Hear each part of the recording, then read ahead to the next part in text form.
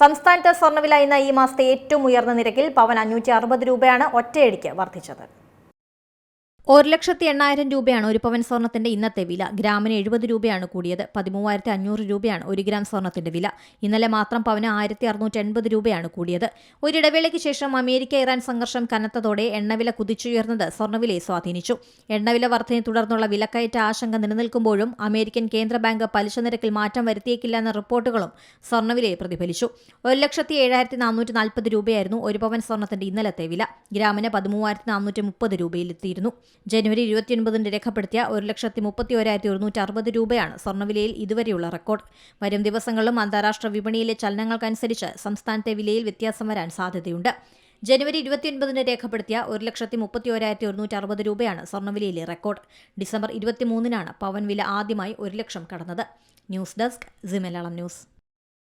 ഏറ്റവും പുതിയ വാർത്തകളും വിശേഷങ്ങളും വിരൽത്തുമ്പിലറിയാൻ സി മലയാളം ന്യൂസ് എല്ലാ ഡിജിറ്റൽ പ്ലാറ്റ്ഫോമുകളിലും ലഭ്യം.